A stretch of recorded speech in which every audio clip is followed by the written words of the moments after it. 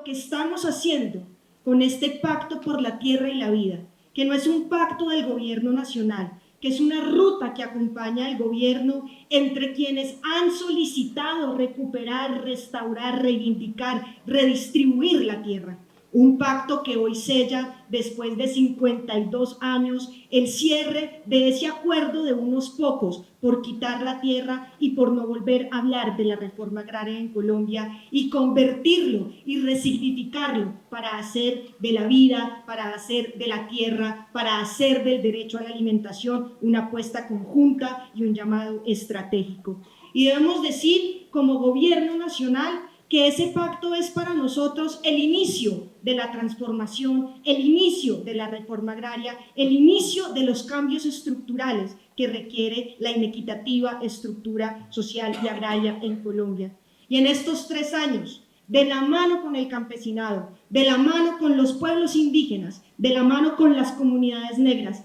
de la mano con el estudiantado, con la clase obrera, con los trabajadores y trabajadoras de Colombia, podemos decir que hemos tenido logros muy importantes. Hemos entregado, como no se había hecho antes, tierras al campesinado. Hoy tenemos en la gestión del Fondo Nacional de Tierras más de 550.000 hectáreas. Hectáreas que vienen del proceso de adquisición por oferta voluntaria como parte de un acuerdo nacional por la redistribución, pero también del ejercicio que se había olvidado de los procesos agrarios, de la recuperación de baldíos, de los deslindes de tierras de la nación y de la extinción agraria. Y reconocimos en este gobierno, como no se había hecho en los 30 años de la última reforma agraria en este país, las zonas de reserva campesina. Hemos reconocido ya 13 para tener un total de 19 zonas de reserva campesina, territorios que bregan por la vida, territorios que producen alimentos. Y eso ha permitido que Colombia crezca en más de 200.000 nuevas hectáreas en agricultura,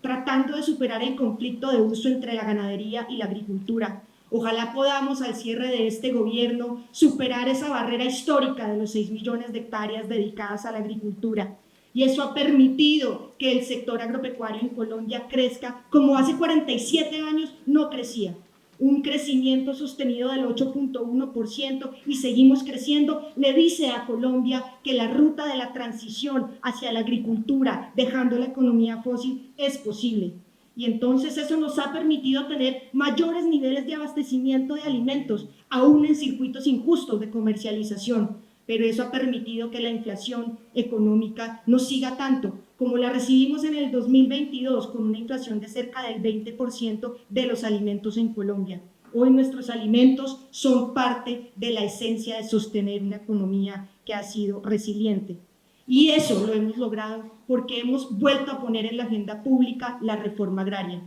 Aquí, profesor, nos habían dicho que no había que hablar de redistribución y hoy, como lo han dicho sus palabras, creo que el país asume la necesidad de redistribuir la tierra como parte esencial de la transformación de Colombia. Y esto que hemos hecho en el gobierno resulta insuficiente,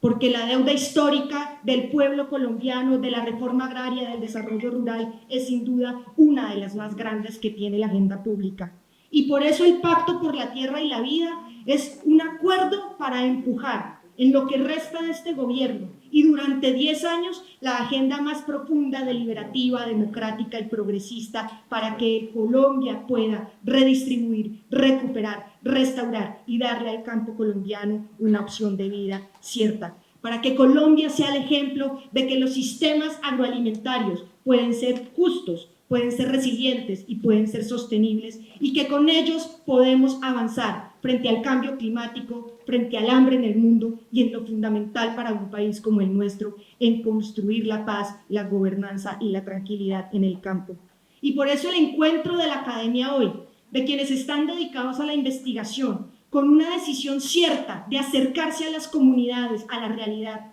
una investigación activa, una investigación colectiva, la construcción de ese pensamiento crítico de forma amplia, dialogante, para enseñar a las comunidades, pero también para aprender de ellas, para decirle al país que podemos construir conocimiento y que ese conocimiento es la base esencial para que lo que hemos logrado no se pierda y para construir ese plan decenal que nos permita decirle a los gobiernos que sigan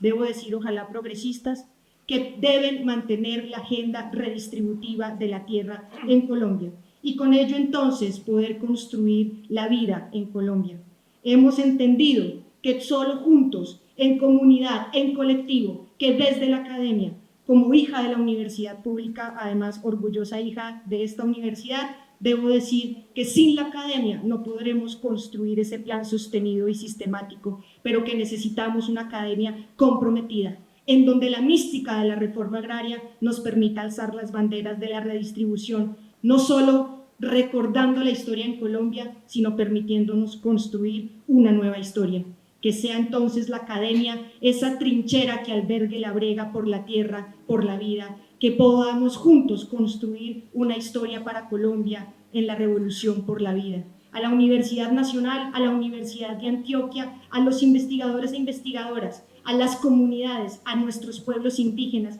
a nuestras comunidades negras, al campesinado colombiano, el mayor agradecimiento desde un gobierno que, como lo hemos venido diciendo con el ministro Daniel, con la ministra Yesenia, está de cara a las necesidades, comprometido en las calles y diciendo, como esperamos que así sea en la consulta, siempre sí a la vida. Muchísimas gracias.